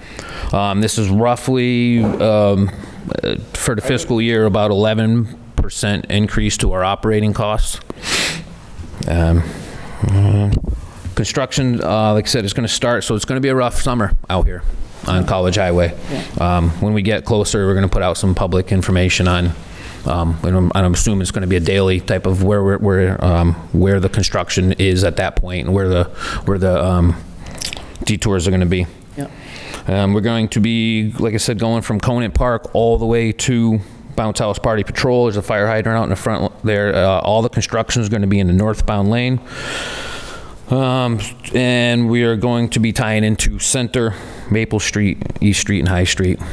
So obviously, when those intersections come out, it's going to be considerable more traffic delays. Disruption or detours or something, probably? Yep. Yeah, well, and I think what can be helpful is, as you get notices out, we can get them up on, not only on Facebook, but especially on the town website, too. And I think we can make that, clearer. Yep. We have a news and events page on town website that can, get that news there, too. Yeah. Okay. You want to talk a little bit more about the funding? I have a feeling that might have been Stephen's question. Just clarity, you said you were working with the treasurer on this, so what? Treasurer Collector's Office, yeah. So I spent considerable amount of last summer finishing up the application for the USDA loan funding, and it's a very extensive application process in the hopes that we were going to receive a lower interest rate. Turns out we are not able to be eligible for any loan forgiveness, grant forgiveness due to the home medium income in town. So it was determined with that going out to private bid through the town's financial lending outreach to go through the town loan. So the treasurer would be out looking for Correct. Possible. Yep. Okay. And it's possible sources. Yeah. Okay. I just spoke to her the other day, and it's actually, I read what I hear in the newspaper and online. I was asking about, details about interest rates raising and lowering, but she insisted that the town bonds are cheaper than home interest rates. And it would be for this amount, the 1,866,100 or more? More. It's going to be plus 113 for engineering and overcost. We're going to wrap that engineering and oversight into the loan. Is there an action item before us tonight? Or is this just an informational? We have to sign the contract, do we? Do we have a contract to sign? Is that it? Yeah, I have 3 copies of it. Why is the select board signing? Madam Chair. I'm not sure. We were asked to sign. This is you guys have done all the vetting at the through your contractor, the Comprehensive Environmental Incorporated, right? I don't know if we signed before. Are the revenues to pay the debt coming out of the water fees? Absolutely, yes. We are rate driven, paying no taxpayer. And the Water Commission has already approved this? Correct. Yeah. Yes. Yeah. So we're not approving the dollar amount, we're authorizing the borrowing under the town's capacity. We're authorizing the borrowing, I guess? The contract, signing a contract and making it official, I guess. Well, the town is ultimately the guarantor. Correct. After the water rates? Yes. Yeah. Yep. Okay. Correct. So if we default on our loans, it comes back to town hall. Has town council reviewed it and made a recommendation? I have no idea. May I tell you what my concern was? Yeah, go ahead. It's not private equity funding that we're seeking. It's in general commercial banking as opposed to public agency financing. Okay. Just to be clear, and I completely support it, and I've watched it go through the whole process. Okay. All we have to do is sign a note. As the guarantor. So what I don't see here is a cash flow analysis from the water commissioners that they are certifying that they have enough funds to cover this for whatever the length of the debt is. We raised rates 11% last year to cover this. Was roughly an 11% increase to our operating budget.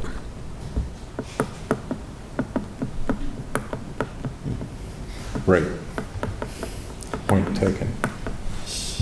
And favorable rates, it actually might be slightly less than that, but.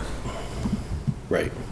But our role here is to approve this with the understanding that we believe that you have, the water commissioners, have the financial capability in place now for the next 20 years to pay this debt so that the general taxpayers don't have to step I think it'd be 40. I think it's going out to 40 years, but that's not 40 my. years. Yep.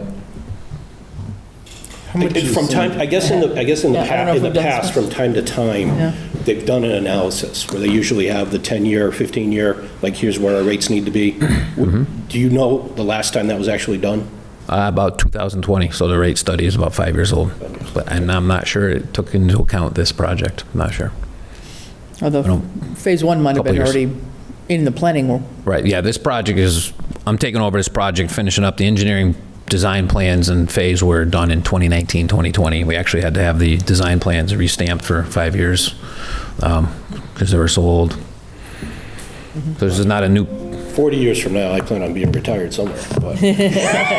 Plan on being somewhere too. Would it help to know how much buffer they have in retained earnings? That could be a possibility, sure, if that would make people You know the I'm not sure what the. Yeah, roughly 1.4, maybe 1.5 million in retained earnings. The borrowing of 2.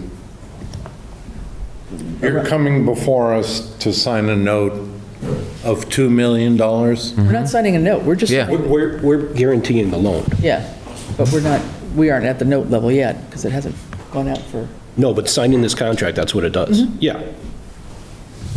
unlike signing the note we did the other day for the other project. Well, yeah, we don't have an enterprise account behind us. Right. Or in front of us. Yeah, I don't see anything like you're talking about in terms of cash flow and all the documentation we got. There's nothing like that.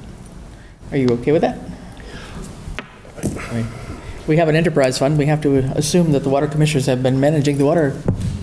Oh, Madam Chair, now who's being rosy? Yeah, well, that's why we have them elected here. As a recently retired water commissioner, I will say that we did not do a cash flow analysis. I agree with that. I don't see it in the paperwork. That's what I'm looking for. Last time before it started. That's what I'm looking for. And I think if it's 5 years old, it's probably time for it to come up again.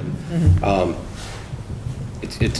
curious how, I don't really want to, my open-minded question is, this is an 11% increase, and so we just did an 11% raise, so it sounds like the last rate increase was reactive versus long-term planning.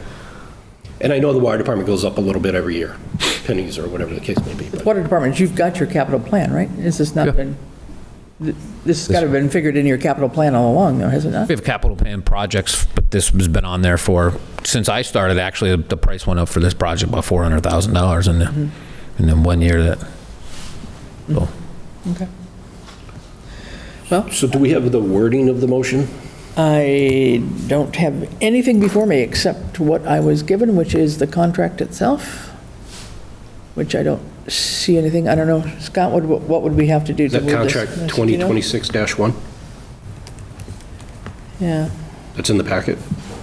Yeah. 300 pages if you're welcome to peruse through it. No, we've got the online version here, I believe. Yeah, 328 pages. Yeah. Oh, there it is. I'll make a motion that the select board sign off as the guarantor to the water commissioners for contract number 2026-1 dated January 20th, 2026 with Comprehensive Environmental, Inc. Is that good? And authorize, are we all signing or just the chair? No, there's signature spots for 3 people in here. Okay. All right. All right. Okay, yeah, and so we'll have a second, please? Second. All right. So just clear, Comprehensive Environmental, Inc. is your overall engineer on the sort of the supervising engineer, is that correct? Correct, yep, on the project since the beginning. Well, they were not in the JSG was a different contractor, and I'm not sure who was the engineering contractor, engineers on site with the hazardous mitigation project that took place along the river. Okay. Before my time. All right, we have a motion on the floor and a second. All those in favor? Unless there's any other discussion? Any questions? Yeah, I guess it's just on page 5. Right in the beginning, the owner is the town of Southampton, so, okay, I get the water department. The awarding authority is the Board of Selectmen, but the funding is local funds, not enterprise receipts. Yeah, I don't know who Scott? put the are you contract together. Good with that? It's identifying local funds. It's not specifying that it's enterprise funds. On page 5. Yeah, he's got it right there. Yeah, I believe local funds would qualify as enterprise funds. So you're okay with us voting for this, the way it is?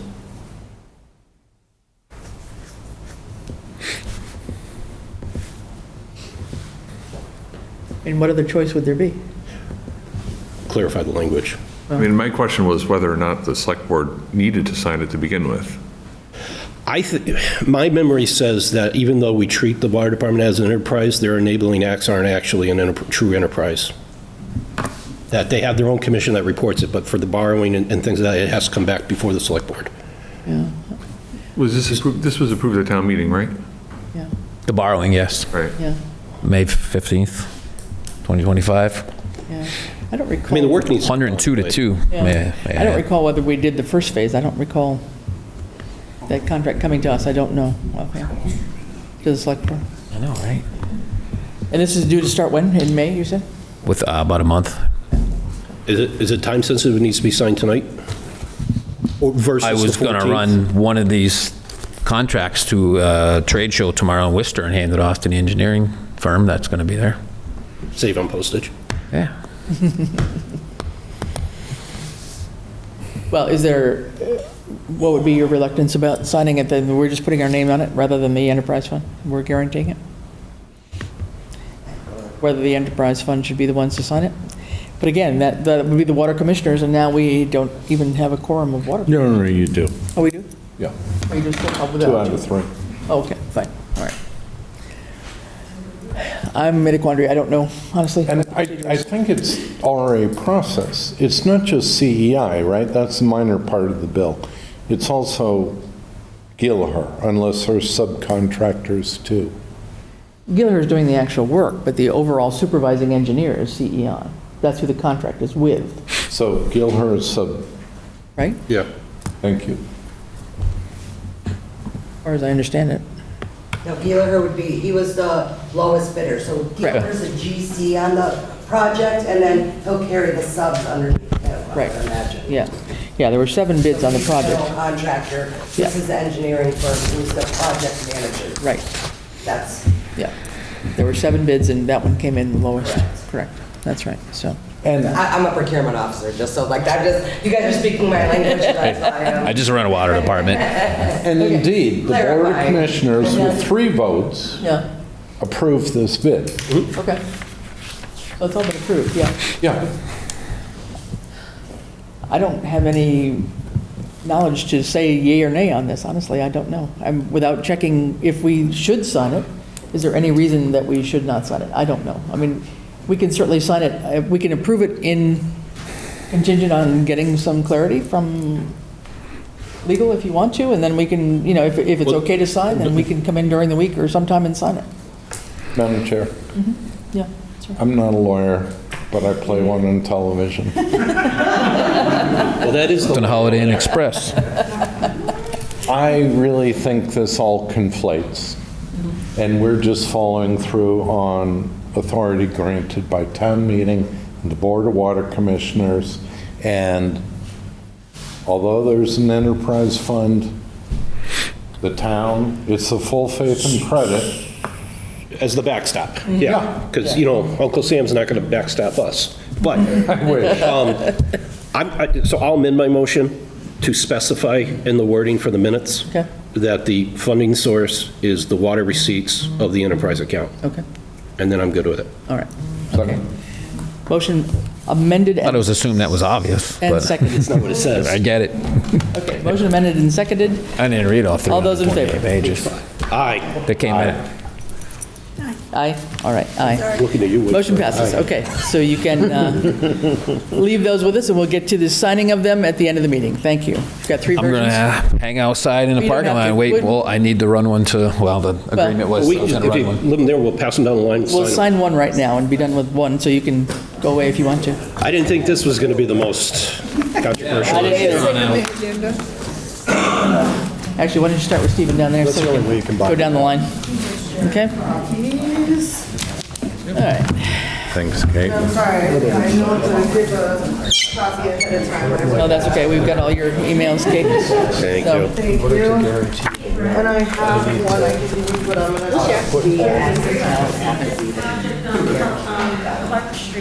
I'll give you one after. I'm sorry, I didn't. Okay. So we'll follow Stephen's lead in terms of where he's signing here. Yeah.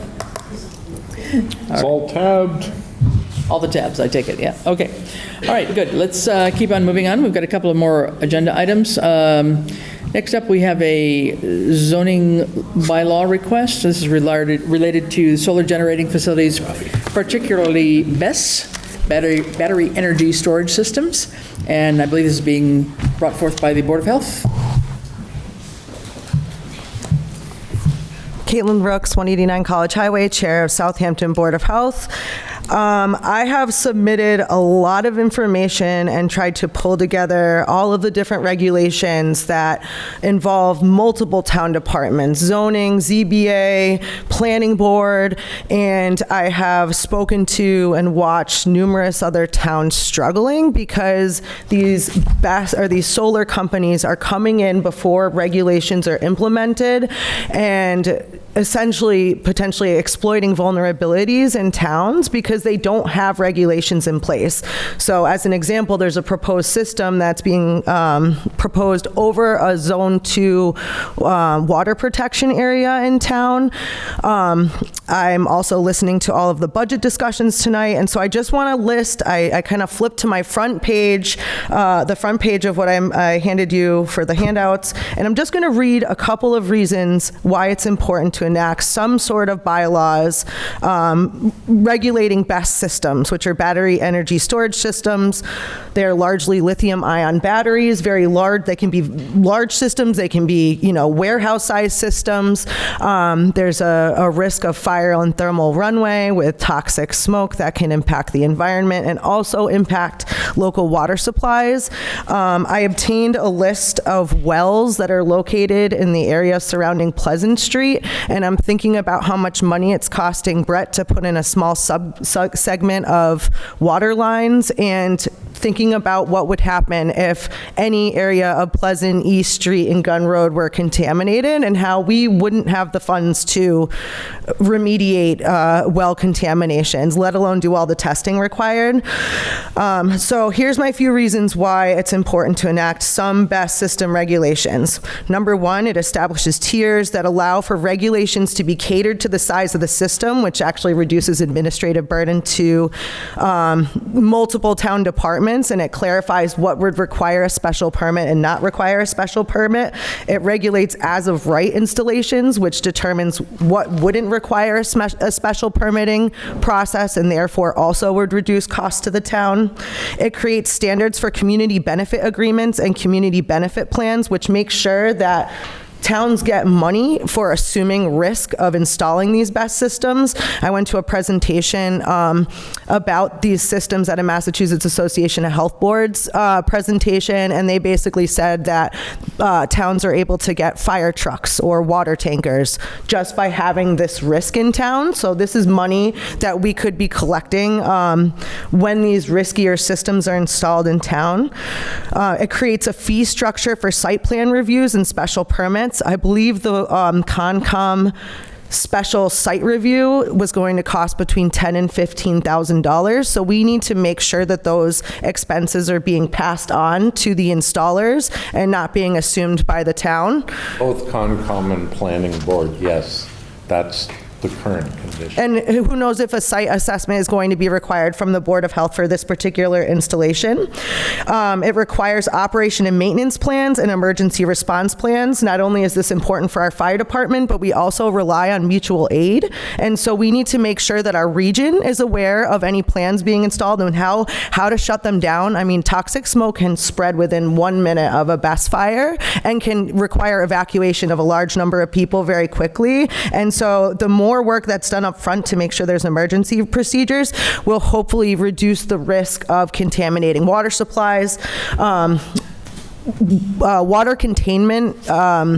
So say there's a fire and there needs to be water used to contain a fire. There needs to be containment in plans to make sure that there's not water runoff that will impact wetlands. I'm not a person that's an engineer that knows how to do soil reviews, but I do know, in this BESS system that's proposed on Pleasant Street, that 50 pages of the plans for that particular project were related to drainage issues. And so I think that it's important that we're looking at that as it relates to our water supply. It's also important that we're requiring proof of liability insurance, and you can also require a surety to make sure that when the system is at end of life, that they are putting up a bond to pay for that decommissioning, which I feel like is important. It also, if there's a fire, someone's going to need to remove that equipment, so it creates expectations for that. Light pollution and sound are also major considerations for the Board of Health. I also just want to speak to the importance of having clarity around when permits are needed and what special permits will be needed related to specific sizes of systems, and that can be determined by planning board based upon what's necessary for Southampton. And I really would love the opportunity to do that collaboratively in a way that makes sense for Southampton. I think it's important that we're thinking about our water supply and natural resources and what the actual risk is of these system installations over our water supply. And I think regulations would really help to provide clarity around things that can be done to protect our water supply. Thank you. Okay, thank you. All right. Question? Not a question, I was going to... Yeah, so I was going to just add a couple points. So at this point, I know this has been the subject of public hearings at Concom, which are still underway. Concom has got their own jurisdiction, from my understanding, in terms of wetlands. Point of clarification, not a bylaw. Not a bylaw. The specific topic, project review. The project review, yes, Yeah. I'm sorry. Just one thing, Brett, just a note, Brett, sorry, that needs a town accountant's signature? Yes. Which you don't have.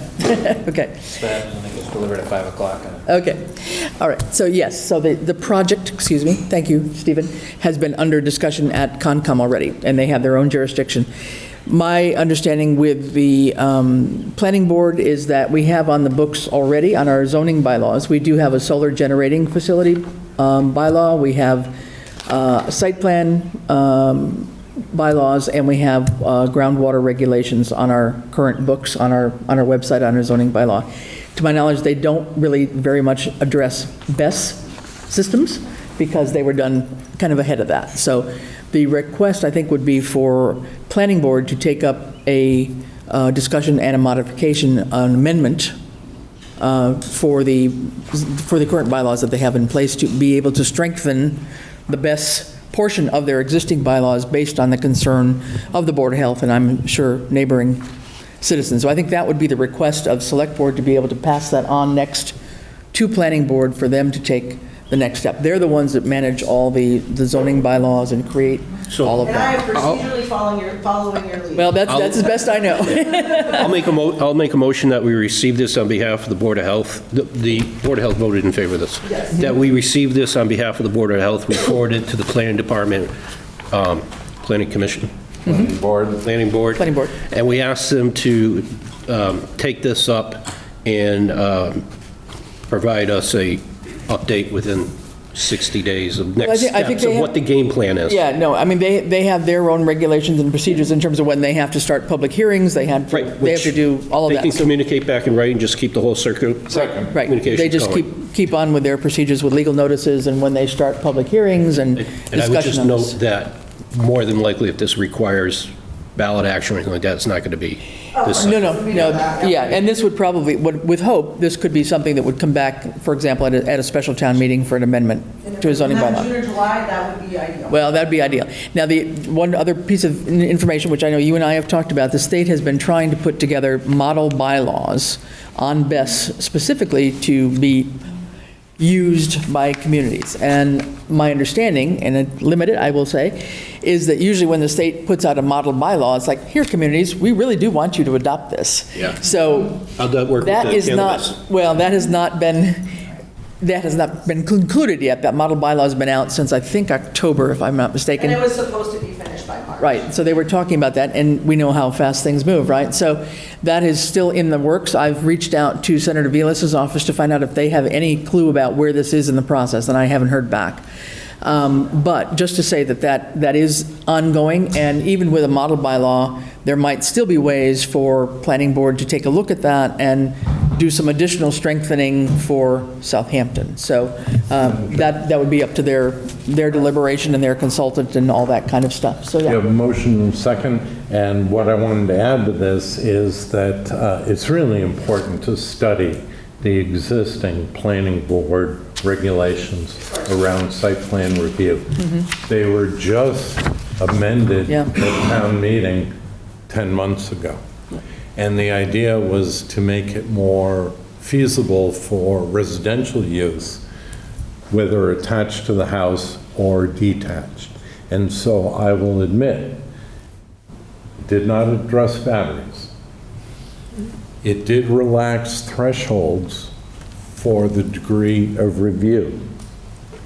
But at this scale of system, almost everything you're talking about in terms of solar review and contingency and fire department involvement, I can say from my time on the planning board, is part of the site plan review. And if you engage at that level, when it comes to the planning board, because it will be under existing regulations, you have a lot more concrete, specific issues that map directly to your concerns. Yeah. Although it's not batteries. Yeah. So I support this. I support your efforts. We need to educate ourselves. We need to do better. There's a disconnect between zoning and groundwater protection. But yeah, this particular project is almost certainly going forward under the existing published regulations. Don't underestimate them. Exercise your citizen power. Okay, and I think planning board should be meeting, normally they will meet, I think the first and third Wednesdays of the month, so they should be having a meeting. Canceling. Okay. I will for what Guys, it's worth. And I think the excuse me. last point- Sorry, come on up just for a second. Yeah, I know you're one of the abutters, yeah. The planning board. Introduce yourself. Jeff Boder, Pleasant Street, Southampton. In looking back, they had a meeting just recently, but before then, the previous meeting to that was, I think, November 19th. Okay. So they went 4 months without a meeting. Okay. So I'm just, to me, this is fairly, maybe urgent's a little bit too much of a statement, but it's fairly important to get a best bylaw out there. Okay. So if the planning board is the main governing body to do that, and they're only meeting, like tomorrow's meeting, they had a meeting tomorrow, it's already been canceled. Okay. So if they had direction to do something tonight, they could have talked about it tomorrow, but no, they're not meeting tomorrow. Well, they wouldn't have, because they have to post their agenda 48 hours ahead of time. I understand, So, but anyway, this is the venue tonight, with this coming forward tonight, then it's up to select board to formally notify planning board that we've received this, we've heard the concerns of the Board of Health, and we will be recommending that they take this up as an amendment to their existing bylaws. The planning board, through their chair, ought to welcome communication from a citizen about their concern. Not saying he doesn't, not at all. It's just I'm following a procedure and a process to formally notify them. Once we've had it received here, we're going to pass it on to planning board with a note from me saying, as chair of select board, we voted last night to move this to planning board's lap. With the caveat that we'd like some sort of follow-up within 60 days. Okay. I mean, So they've got to do something within that Okay. window. And again, I think, yeah, there's a time limit by when they have to start a hearing, and I'm thinking it's around that time, actually, at the outside limit. It might be the chair just Yeah. Motion putting that right into Yeah. All the question. Right. Yes, I will, thank you. All those in favor? Aye. Aye, all right, thank you. We will get a note over to planning board and keep an eye out, and talk to the chair directly, and just, get on their agenda, okay? Thanks, Kate, for all your work and all your research on that. Much appreciated.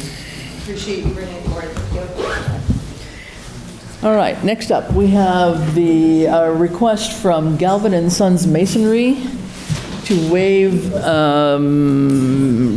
some permit fees for the work that's got to be done at the Old Town Hall / police station. They're going to be removing the ramp, which is not ADA compatible and has not been used anyway. We're going to be doing some repointing of the masonry that was going to be funded, or is funded through a grant. And so the entrepreneur is asking if we could waive the fees for the permit fees for the town of Southampton, since he's working on a Southampton town project. I have a couple questions. So I guess, maybe I know about this, but I don't have any memory. So was this job bid out and this was the low bid? Yes. Did the bids include? So if we waive this fee, and he did not have it in his bid, but number two had it in their bid and lost by less than 1,600. Ooh, I'd have to go back. PVPC helped us with the bids. I'd have to find that. Yeah, I think we said during the pre-bid conference, people that came or people that asked questions during that pre-bidding time, I believe they were told that we would consider waiving the fees, but we didn't have a definitive answer on that at the time. So that was the message that went out, that we would consider waiving building fees. Madam Chair, for the purposes of discussion, I would like to move that we waive the $16,000 and change in fees. 1,600. Not 16,000. Just wait till I read the warrant. John, if I may. The fee for the ramp removal at the Old Town Hall, currently funded by grants and CPC award. Not CPC, I don't think this one. CPC? I don't think CPC in this one, just grant. Federal Park, yeah. It's Federal Park. No match? Yeah. Okay. Okay. Federal grant. Okay. Yep. Well, however funded, I It's made a done. motion. Okay, I motion, can I have a second? Second. Second, Ellen? Gotta speak up there, can't hear you. Okay, all right, get a second. Okay, further discussion? So that was question number one. Question number two is, it looks like they've already remitted $1,679.96, of which $44.96 was a fee. Are we able, is this a third party? Are we going, if we abate this, are we going to be able to refund the $44.96, or are we going to eat that? I believe we'd be able to refund it. I have to double check with PermitLink, but I think in the past that. Well, this is us. This is our third party that collected this money? Okay. Permit link would be, yeah. So that would be the fee total, you mean, the 44? Yeah, because the cost was $16.35, and then there was a $44.96 fee. I mean, if we are going to zero this out, I don't want to pay an extra $44.96. Mm-hmm. Yeah, we would need to try and recoup the fee if we can do that. So you want to... So the motion is for refunding... The eligible portion? The eligible portion, which is recounted on the subtotal line of the slide displayed. Okay, got it. All right. Any further discussion? Yeah, Jim, you had a I was question? just going to say, as somebody that does this, that's what I do. I would say that if it was carried as a line item because to John's first point, you're opening yourselves up for potential issues. If it was carried as a line item, so if every bidder carried that number in their line, then you're okay if you were to do this. But if it wasn't, your point is super valid in a bidding world. Okay. I honestly cannot answer that without trying to find all the different contracts. Well, we could further... Not the contracts, but the bids that came in, because they came in through PVPC, so... We could further amend the motion under discussion that provided that it would not have altered the outcome Because that's the issue. Yeah, in terms of the difference between the first and the second place. Had they carried As it. mover, I Bids accept weren't that close that close. modification. Yeah. The bids weren't that close. Yeah, I don't have them at hand, but I know PVPC helped us look at at these things and put the bid scope together and so forth. And I'm okay with Scott's representation. Yeah, okay. As long as somebody thinks we're okay. Okay. You know. How about if we can vote on this, and then I will, for the next meeting, I'll come back and just inform you all what those actual bid differences were? Sure. I can find that by then? Sure. Rather than do it tonight? Motion and a second, call the question. All right, all those in favor? Aye. Aye, all right, thank you. We will get clarity on that. All right. Is there any other business that can't wait until our next regular meeting on April 14th? Hearing none, we do have a couple of licenses and permits. We have an entertainment license. Move to approve the entertainment license for Bashisha's Orchard, has common vicular license, adding 2026 entertainment license. Right. Second. All right, all those in favor? Aye. Aye, all right. Move to approve the one-day beer and wine permit to Lindsay Labonte, HMA Mortgage, Thursday, April 30th, 2026, 4 p.m. to 6 p.m. at 15 College Highway, Unit A, Southampton, for a ribbon cutting ceremony. Second. All right, and just to say, this is a new business moving into Red Rock Plaza. So some sort of ribbon cutting with a little bit of liquid refreshment, apparently. So, okay, all those in favor? Aye. Aye. You got the cannabis right next door. Yeah. Motion to approve without exception the following minutes: February 19th, February 25th, February 26th, March 3rd, 2026 as a package. Second. Yep. Those all look good. I didn't see any problem with them, so yes, all those in favor? Aye. Aye, all right. Aye. Motions are approved. Move to minutes are approve approved. PCF You're Fire just- you're Department, not- you're Jose not- Morales. Slow down, slow down. Madam Chair? Hold on. FinCom would like to, I'm going to make a motion on behalf of the Yeah. Finance Committee Yeah. to close our meeting. Okay. We're going to adjourn. All in favor? Aye. Aye, all right, very good. 7:51. All right, very good. These are just procedural. Thank you. Thanks. All right, yeah, okay. Thank you all. John, you're on a roll. Go ahead. All right. Motion to approve PCF Fire Department, Jose Morales, new hire, part-time paramedic as needed, non-benefited, $27 per hour. Second. All right, so this is a part-timer, no benefits, okay. All right. All those in favor? Aye. Aye. Okay. Move to approve PCF for a change in status for Water Department, Andrew Shepard, going to part-time water tech, non-benefited, $31.45 per hour. I believe the PCF states not to exceed 8 hours per week. 8 hours per week. Okay. All right, we have a second? Second. All right. Any discussion? These are 8 hours of work performed. Yeah, this is this weekend well check work, right? Yeah. So theoretically. For physical work performed. For work performed on the weekend in particular, apparently, right? Yes, during the transition period. Okay. All right. All right. Second. All right. We have a second already. Okay, all those in favor? Aye. Aye. All right. I'll say aye. Motion passes. Can we waive the reading of the warrants? No. You can say as they. We need to hear Stephen get through all It's going to be this. 10 minutes, folks. You can say as they appear on the screen.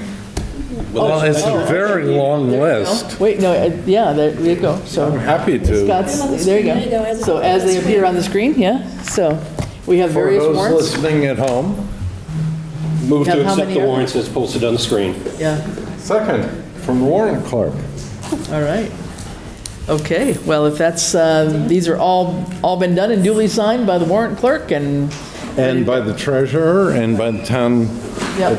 administrator. And these are all- I do, in fact, review in a practical way the piles of paper that come with each of these warrants. Yeah, so these are payroll warrants and vendor warrants and payroll deduction warrants for town. And payroll deduction warrants, some of the biggest ones. Now you should have just read them all. Yeah, so, okay, all those in favor? Aye.